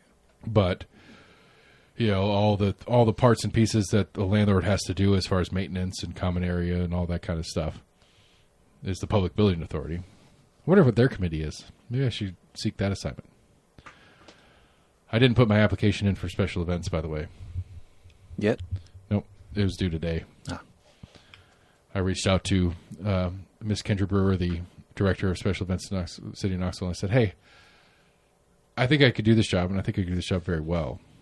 I think having promoter experience on putting special events on in the city would give me a unique outlook in how I could help your office. But I have a couple of questions on whether or not I want to work for you. Number one is, am I allowed to do my event if I'm an employee? Number two, you have non-standard work hours. I have a lot of stuff going on, and I don't mind a non-standard schedule per se, but I also have a lot of things going on. And both those two answers were no. You cannot continue your own special event if you're an employee of ours. That was a red line for me. You can't be involved in your special event at all. Right. I could not be I could probably volunteer and help out or do stuff like that, but I could not organize it and be who I am in it. Gotcha. And then the second one being the schedule. So it's gonna be a lot of nights and weekends. Well, Christmas, the city Christmas parade, 4th of July, all those big major events that downtown does, they are there. Right. Even the office people. So what are they doing? They just hang out and make sure they run right. Gotcha. I don't know. I'd be curious. That's a question I had, but I still have a practical relationship I have to keep cool. It's yeah. There's a lot of questions I have that I don't ask because I'm trying to keep a practical relationship cool. Yeah. want to give that air of like, it sounds like you don't do anything. Can you really tell me what you do? I mean, it's like I don't mind doing the work, but if the work is literally just being there to be there, I could be somewhere. I could be at home. Right. Y'all can FaceTime me, right? You know, it's like I could, you know, I mean, that's the thing. It's like, you know, and I don't mean this disrespectfully, and I'm glad to see her when she's there, but like they come out to holler her and stuff like that, and they just kind of hang out. They don't really participate in the sense they're you know, they're not going to the bar and getting a beer. You know, they're not doing anything but spectating. And again, from their perspective, because it'd be my perspective too. It's my perspective when I'm putting on the event. I'm watching the crowd and seeing what the crowd's doing. I'm not watching the event. Right. But what is the work? You're watching. It's already in play. Like, if the wheels fall off and something goes crazy at the event, are you jumping up and doing something? I guess maybe something logistical wise. Like there was. I guess no. You hire the police. I'm trying to think if something happened and then they had to call someone to get a couple more officers over or something. And they don't stay open to close. Yeah. You know, like we had a wreck in Holler Boo last year, and dude broke his collarbone, and like I guess they had the authority if they were like, that's it, we're done, no more races. I think they could do that. It's too much of a liability for the city or whatever. It ain't or no, you took the because you took your own insurance. They signed liability waivers, and we have the city of Knoxville's an insurance. So again, like and that would make me a bad employee because that's what I'd be thinking the whole time. I'm like, okay, you've got me on the schedule to be at this event. What am I doing? Like what am I doing at the event? Like, what is my work? I think there's some kind of coordination that they're doing. I don't know. I don't know. And to be fair and honest and whatever about it, it's like there could be stuff going on that I don't see. All right. But a lot of that, like, I don't know. And they're just constantly counting heads. Which is fine. That's great. Okay. I would love to have somebody that I could say is the clicker official counters. counter. Yeah. I would love to be like, according to the City of Knoxville Special Events Department, we had this many people at our event this year. I would love to have an official count that I could reference for future events. Yeah. But yeah, I don't know. It would have been fun. It would have been in a different life, in a different world. I would have jumped at that job in a heartbeat. But I don't know. I didn't. My last question that I didn't ask was, what's the city pension look like, or is this a city pension job? Yeah. Because that might have superseded my 2 red lines. Because the city pension would be nice. True. I'd love to get paid for the rest of my life to not work for some reason differently. Like I always kind of find that curious.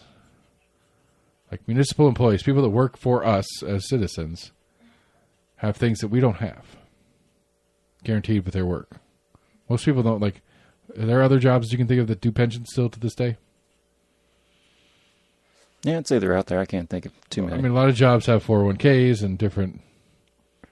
But like the idea of any employer paying you after you quit working for them until you die, I don't think that happens very much. Yeah, it's probably more so at like the upper level of like corporate work, maybe. I don't think so. You don't think so? Nah. I think like you're in the upper level of corporate work, they put a shit ton into a 401k or something like that on your behalf. You know, different companies do, like, you know, they'll do 100% matches, or they'll, like when I was with Littman, they did a 100% match up to a certain amount a year, which I think it was like $600 a year. They would match the first $600 a year you put in or something like that. Mm-hmm. And so I set it up to take whatever $50 a check or whatever it was, so that I put in $600 a year. So I was just doubling what I put in. Right. You know, I've heard of companies that they'll put $1,000 a year in no matter what you put in. I mean, I've heard of a bunch of different things, like but not a pension. Like nobody does. I don't know. I could be crazy, but I can't think of an employer that does pensions anymore. So it's out there, man. I can't think of any else. Mostly because people don't die as much as they used to. That's true. Speaking of dying, we got this makes me feel like it's weird. So, history is so like. I feel like it's so like. I feel like he should have already died. You know what I mean? Like, it was so long ago. Like, he's famous for something that happened so long ago. Sorry, Jim Lovell, everybody. He passed earlier today at 96. Is that right? 91? I'm not sure. And like... He was probably in like his mid-20s whenever that happened in like right, 68, but like everything, 69. like what he was famous for happened before we were born. Right. By a lot. Like 20 years before we were born, 15 years before we were born, somewhere in there, is when he did what he was famous for. And yes, he was a young man when it happened. He was probably mid-20s. Most of those guys had at least gone through a tour in the Air Force. Probably. Which is like, I mean, they went through basic and all that stuff. So they were at least had like they at least had 4 years of, if they didn't go to college, which I think most of them went to college. Yeah. So you have a bachelor's degree. You're 22. You have at least a couple of years in the Air Force before they started doing what they were doing. They had at least a couple of years of being test pilots and stuff like that. So they were probably in their upper 20s when all this was going on. And that was 15 years before we were born. The math makes sense. Like it mathematically it makes sense, but it just feels like that was so long ago. Right. We make the joke about like, the phone in your pocket's like, what at this point it's like 1,000 times the computer that they had on that thing. Mm-hmm. It's crazy. Like it's weird because like athletes will die and that freaks me out too. Or athletes that are still alive. Like Wayne Gretzky's still alive. Like his entire career was before I was even aware that hockey existed as a sport. Really? He was still playing like early 90s. Yeah, that's right. Like where I started getting into hockey in the early 90s, right at the end of his career. Yeah. Like he was well past his prime by the time I saw him play. Right. Which again, sport's a weird one. Sport's got its own thing because sport's the same thing. I mean, he was probably mid-30s when he retired in the early 90s. Probably, yeah. Roughly the same age, but whatever. It's just like I don't know. Like it just like it feels like it's something that was so long ago. But the lifespans aren't that long, but they are. You know what I mean? Like I don't know. Like it's some sports. Cause, I mean, usually to be an athlete, you're pretty healthy, right? But I'm talking about level and other stuff. Like right. Like an actor or something will die, and it's like. I thought they died a decade ago. Same with Lovell. I mean, let's say working for NASA, he had a pretty good pension and whatnot, was probably already in good shape and probably continued to stay in good shape. I don't know. But I mean, going to fucking space and being a fucking test pilot for all sorts of shit's wear and tear on your body that most people don't have to deal with. Yeah. Athletes are the same thing. Like, yeah, they are healthy, but they are not. Right. Because they go through some shit that normal bodies don't ever touch. But it's just, I don't know. It's just weird. Like, it feels like, President Carter dying earlier this year. It's like fucking, he was president before I was born. Or like, did he break 100? He was right at it. Yeah. I think it was like a couple weeks short, maybe. Matt Shears, where you at on that one? Correct us. But I remember every single one. Yeah, I don't know. It's just weird to be like, I don't know. This one. Like there's like a YouTube video series that does like facts that don't make any sense, and it talks about like stuff that was happening in the world at the same time. Like there were still like actual samurai at the same time that the gold rush was happening, or something like that. Yeah, it's probably not far off. That and like the Ottoman Empire didn't end until like I think like the late 1800s. Or yeah, and it's just like I don't know. It's very interesting. Like the perspective of time is weird, I guess, is what I'm trying to get through this whole thing. Yeah. It's like, like Rogan's got a great bit where it's like, like he makes fun of, he's like, this country is not that old. Like it feels old sometimes, and we feel like we've gone through a lot, but like, it's less than 3 lifetimes. Right. There are people alive today that knew people that were alive when this country was founded. Now, those people today are very old, but like if you're 80 today and you knew somebody when you were a kid that was in their 80s or 90s, and then that person knew somebody that was in their 80s or 90s, that person was born in 1770 something, 1780 something. Yeah. It's not that long ago. It feels like forever ago for a million different reasons. But it's very interesting. I know it's weird. But Jim Lovell dying today reminded me of that kind of weirdism thing. It's like, it seems like So what's our perspective? I mean, you hear the handful of Americans have actually like gone to Europe. You know, they're like, oh, I saw a house that was like 150 years old in America. And they're like, gosh, that's really old. And they go to other parts of the world and they're like, oh, wait, that's 1,500 years old? Like, well, damn, like I think. Well, like I watch, there's a BBC show, it's called Time Team. It's an archaeology show. And it's like, if you live in England, there's 1,000-year-old shit in your backyard. Guarantee it. Yeah. In your garden. If you go dig a hole in your garden, you're going to find some Roman shit. You're going to find some Neanderthal shit. You're going to find like shit from the Iron Age, all sorts of crazy shit. And it's it is weird. Like it is. I mean, we have our own version of it here in the States, but it's not nearly as indigenous mounds. Yeah, we just did like the technology that the Western Hemisphere was using versus the Eastern Hemisphere is the big difference. Yeah. You know, arrowheads, like when you go out to, like, you can go out in Arizona and stuff like that, and you can pick up a gajillion arrowheads all over the place that could be 500, 1,500, 2,000 years. Very possibly, yeah. You know, for as long as there were people running around in this place, there's been some tools around. It's just the tool sets are different and not as long lasting. And like we don't have weird stuff like the bogs, right? Like all these bogs that like the bog people they keep finding all over the place in England, because the mud, there's zero oxygen in the mud, so things don't rot, which is cool because we find cool stuff. But it's also like that's crazy. Yeah. You know, just like, what are the odds? Well, when you go, 7,000 years, odds are pretty good that somebody's going to fall in there and die. Where in that time span? I don't know. We'll figure that out. But odds are pretty good that somebody's going to kick it. Or something's going to kick it in there, and you could get some neat stuff. I think some of that was when like water levels were lower, so I guess it wasn't quite as boggy. Yeah. But I mean, you need the bog. I mean, it needed to be like swampy when it happened, or it would have started rotting. So I think that might be more like Denmark and Holland that has that are kind of like low lying right there next to the sea. I think that's where I've seen some like the bog stories. I think we're in Daneland, as I like to call it. Daneland? Yeah. I did find an interesting comedy bit.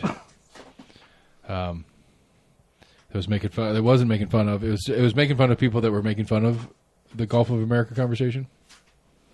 I think it was a what's his name? British dude, super witty. Ricky Gervais. No, super witty. He's been around for a little bit, but he's more recently gotten bigger. Has the craziest laugh. Oh yeah. I can't think of his name right now. Anyway, yeah. So he's got a bit like, well, he apparently in his new, like on his new tour and his new specials and stuff like that, he does a kind of like, or I don't know, maybe it's just him. He like heckling's become normal in his shows, and so people do it, and he'll lay into him. But it also seems like it's a Q&A section. Anyway, somebody yells at from the audience, like, "What are your thoughts on the Gulf of America?" And he's like, "Have you ever been to Germany?" The guy's like, "Yeah." He's like, "Do you know what the Germans call it?" "Yeah." The only other people, like, this is the, what do you call it? He's like, this is the audacity of the British Empire. Everybody in the world calls it Germany except the Germans. Because we decided that Deutschland was too complicated, so we called it Germany. He's like, you know what Japanese people call Japan? I don't remember what the word is. Right. But it's like everybody in the world calls it Japan because the British Empire said so, except for the people that live there. So he's just kind of making fun of the name, like the arbitrariness of naming things and who gets to call it what. Like, there's a lot of things in this world that we don't call by the name that the people that gave it a name call it. We call it by the British Empire's version of it. No, I think also you've got different language barriers. I think it's kind of like hard. Some of those words just don't really like translate, and it's kind of hard. Yeah, how does Deutschland become German? What's the etymology of that one? I wonder if the term Germanic people was a term before that. For the broader, for that area, I don't know when that term came about. It's weird because you think about it, you look at Germany's one, Italy's another. I think France as well. Like, really didn't become like the unified country that we think of it until like late 1800s as well. Yeah, I mean, the French Revolution was kind You of had a big like deal. city-states that basically decided to form together. I mean, France is a newer country than America is. I think so, yeah. I mean, it absolutely is. The French, Right. like The French Revolution was Lafayette came back from fighting in our revolution and went over there and helped start theirs. Yeah. And then you had the Napoleonic War somewhere in there. Was that But I don't know if before? they had as many like city-states. They may have, I'm not sure. I don't remember I don't know what France was beforehand. That may have been more of just like overthrowing the king. The, as being right, a the leader. monarchy part. You're right. You're right. As far as the borders go, it didn't change much in that same time period. You're right. Possibly, I'm not sure. I know like Italy and Germany had like basically just kind of like large states almost. Right. Oh, yeah. Before they became The Holy Roman Empire was its thing, and you had a bunch of these little, what's the word for it? Principalities of the empire, Yeah. and some of them kind of look like some of the countries as we know them today, and some of them don't. But you had all these little city states or small countries that were made up the Holy Roman Empire. All right. That then came to the Austro-Hungary or Austro-Hungarian Empire. Is that a thing? It was. Right.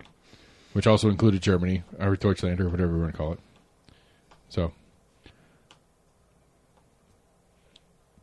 I want to say Germany and French is like Allemande or something like that. So it's not even German. They don't, the French don't say Germany. really, Yeah. those fucks over there is probably what they think. Those assholes that pick fights all the time. Might have preceded that. Apparently, I learned today that almost every word we use for toilet is based in French. I know they have toilette, but they also say double WC, which is more like a British thing, water closet. Right. But loo and lavatory and I can't remember what all the names were. Lou One of is them, French? yeah, one of them is I think it might have been Lou. I need to. I'll see if I can find the clip from the pod, or it's a book I was listening to that did it. There is one that literally means English pit. Like in French, it means English pit, and it's a word we know that we use for toilet today. Commode. And it might be lavatory, it might be commode. I can't remember what it is, but like it is a word that people know for the toilet. That the original part of it or whatever, the original translation would literally be like English pit, and so it was literally like a poking fun. Like it was a stab at the Brits from Because it wasn't long ago people were France. still using just like chamber pots and stuff. Yeah. Where you just like shit in a big nice dish and threw it out the window. Yeah. But like, I don't know, it's a funny one. It kind of makes a joke of like, why does the bath why does bath supersede toilet in the naming of the room? Like the toilet room makes more sense. What do you use more in that room, the toilet or the bathtub? True. It's like, but somehow bath seems nicer, so we call it a bathroom. I think that's lavatory. Lavatory's like origin is like room with toilet. Well, lave is to wash, or leve. Yeah. In French is lave.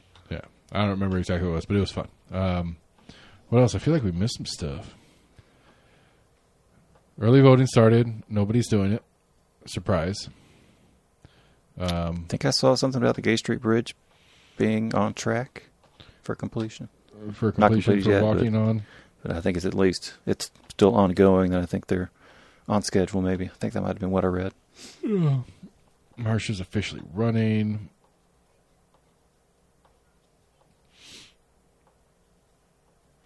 Trump's a liar. Oh yeah, you were going to update us on our Tesla tunnel talk. Oh, was I? I mean, you'd mentioned it. I thought it was worth bringing back around. I just happened to see a video of a guy that went and visited the one in Las Vegas. Which I think there was only 3 or 4 stops. And it was kind of crazy. He talked about it, and one of them the first one that he went into, it was actually like underground. He had to wait a few minutes. I think he waited a good like 10 or 15 minutes because it's a one-way tunnel. So like he had like a couple that was in front of him because I guess they can't take 2 parties at the same time for whatever reason. Okay.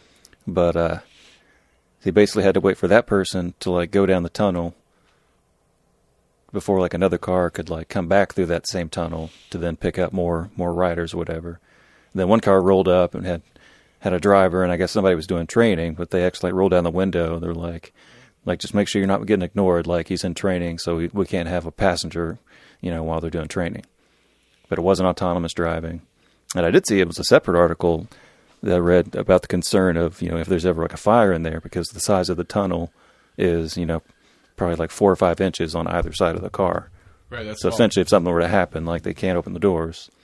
Ooh, that's super bad. I think the one in Vegas. I was just thinking you couldn't get a fire truck down there. Right. That's what I was about to say, because I think what the city of Vegas had them do, and I'm assuming Tesla pays for it, but basically have like ATVs that they can send down in there that have like rescue equipment with them. Still, if you can't get out of the fucking car. Right. Which goes back to just do a modified version of the Tesla where it's closer to the tube shape and you get in and out of the back. I think they were using the Tesla Y, the more kind of like smaller SUV, minivan kind of looking thing, the biggest outside of the Tesla truck. But I thought it was crazy. A couple of stops, like one of them I think is at their main convention center.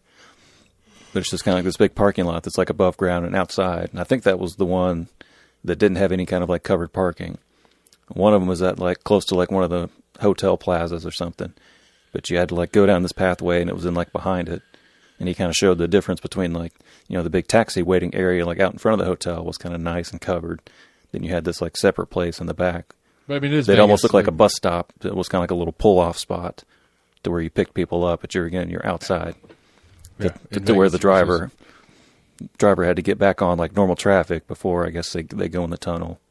I think I saw something else about they have had instances of people, I think there was like a skateboarder that like snuck down in there and was like riding through the tracks, which they quickly had police or whoever, their security, go down and take care of them. But a couple of people have accidentally followed some of the Tesla cars like into it. That's funny. And that was crazy. I thought it was more so below ground. I'm assuming maybe they're still looking at adding spots, and I'd seen the story before about the geology around Nashville is much more limestone, which is very hard. Right. I saw something after we talked about it that's a Canadian company that builds the boring machine. The Tesla buys or boring buys and rebrands. Possibly, I'm not sure. That's what it was saying. Okay. It doesn't say whether Tesla does any modifications to it before it, or whether they literally just change the stickers on the outside. But it's a Canadian company that builds the machine. But they may be. I mean, to be fair, it may be a Canadian company that builds the machine to the specs that Tesla gives them. Right. It's like we need a machine that does this. Right. Here is the drawing. Make it. Right. You have the equipment to build the machine. Build this machine for me. So that's still I don't know. It didn't. It was definitely a very slanted article against the way just the whole thing I read. Just like Musk is a moron. Boring company is a scam. Blah blah blah. It's like, okay, well, you're not really. You're making points, but you're not really defining the points well enough for me to agree with you in the sense that it's a Canadian company's machine. Is it literally just a Canadian company's machine that they build, or is it something that is built for? Because it's like, I can't remember what the name of the company is that builds the iPhone. It's not Apple. Right. Like it's a company in China that Apple contracts to build the iPhone for them. And they put their Apple sticker on it. Right. But it's still the iPhone because they build it to what Apple tells them to build. Mm-hmm. That's how spec builds work. But anyway, I don't know. I think with the Music City loop, I think it's supposed to be over 10 miles. So unless they have like 2 separate tunnels, you're going to have that same issue of one side's going to be constantly waiting. Well, it'll have to be a loop. It'll have to be an actual circle at least. Yeah. Yeah, it can't just be a straight line. But I think right now it only has just those 2 stops. I don't know if there's been talk of adding more stops. I think it's pretty much just supposed to be downtown Nashville to the airport. It's something but fun to play with. Definitely not hyper. Like I said, I think in Vegas they were averaging like 30, 35 miles per hour. Which, with Nashville traffic, that's faster than possibly surface level. Yeah. But again, like, I mean, if it's going, and Right, what's like your you wait said, if we're time? waiting for if it doesn't have multiple, if you can't run multiple, like the only way that makes sense is that if you have at least one go, one two, and one fro. I think one of the stops in Vegas was pretty much open from like 9 a.m. to 10 p.m. and then there's off hours. 1 hour a day. 9 a.m. to 10 p.m. I Oh. think was something like that. Yeah, I mean, it's Vegas, so it should be running 24/7. Everything else does in Vegas. All right, get weird, buddy.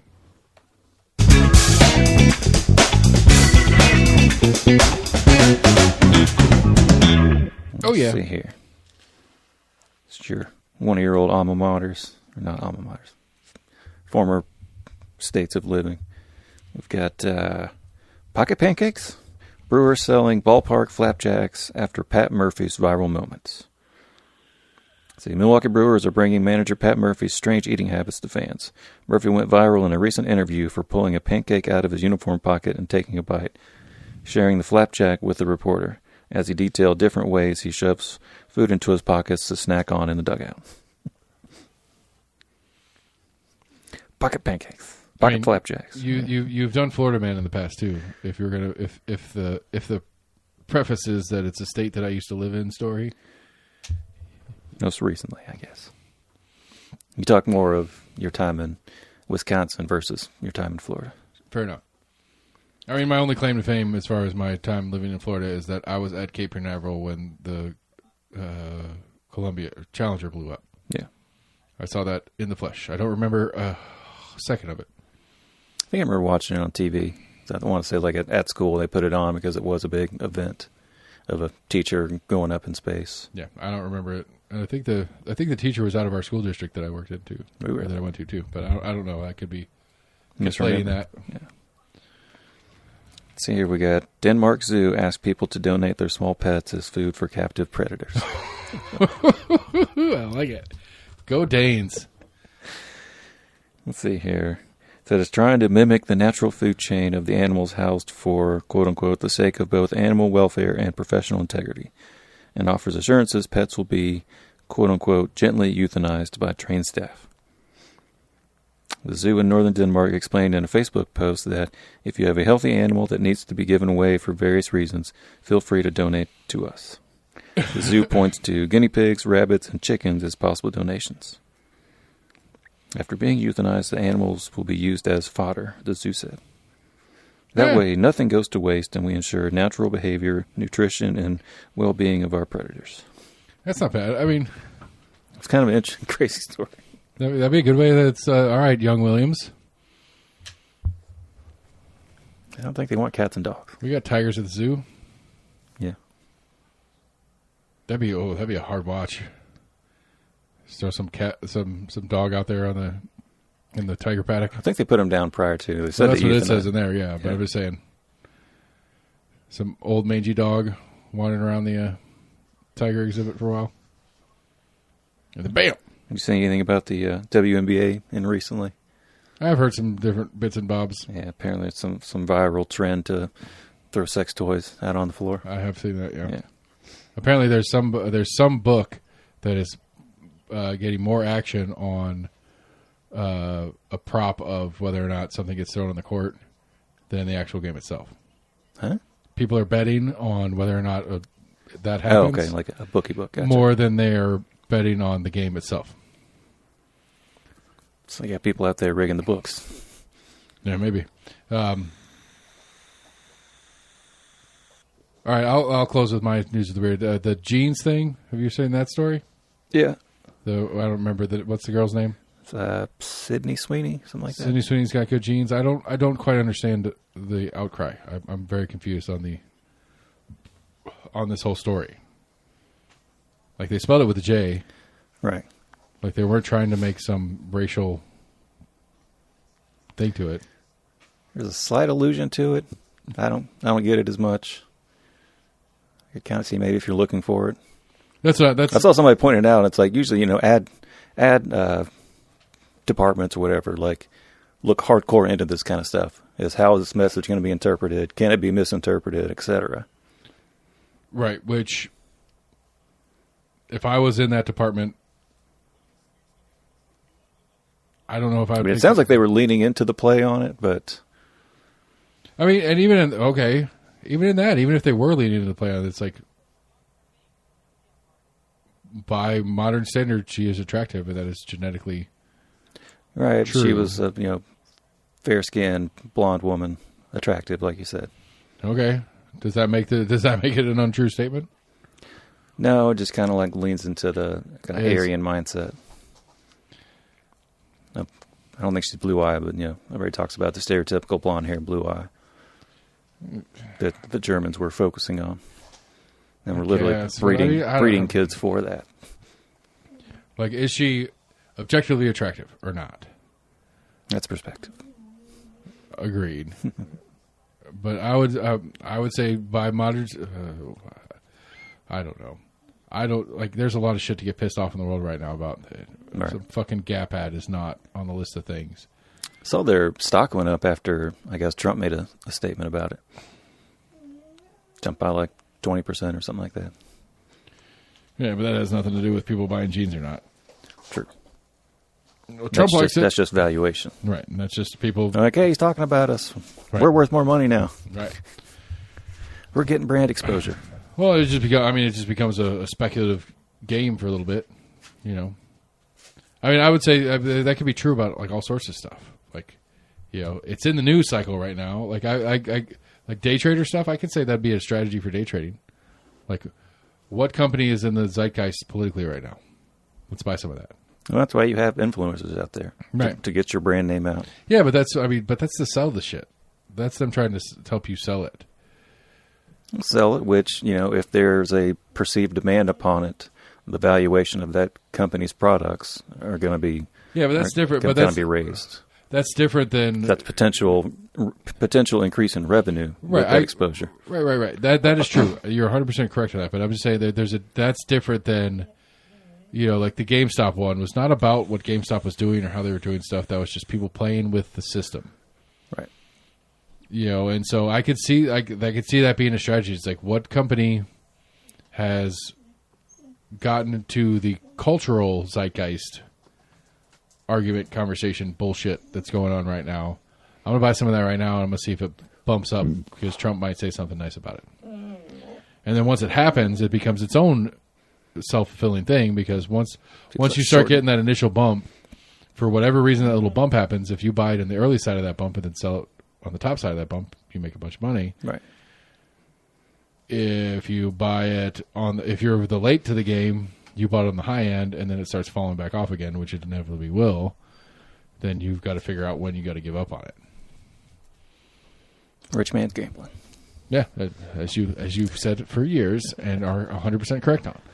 Because it has nothing to do with anything other than some perceived value bullshit. Yeah. And it's just it's a mess.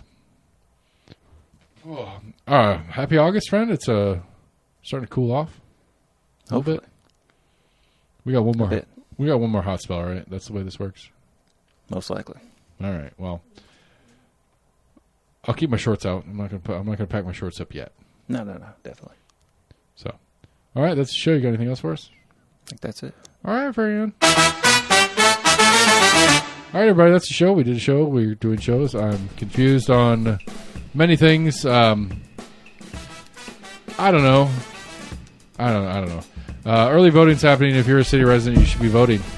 If you haven't voted yet as a city resident, you got a couple more, 10 more days of early voting before you have to wait to the actual poll day, which is going to be so busy because all 17 of you will show up, and you only get to vote for one thing, your district primary. It's easy. It's simple.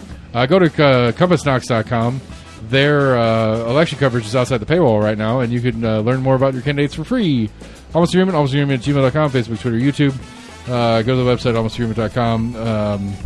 Like, friend, share, follow, text us to your friends. Go to your favorite podcast provider. We're going to be there, too. We're going to do what we do, and we'll be back next week for more Almost Agreement. Bye, everybody.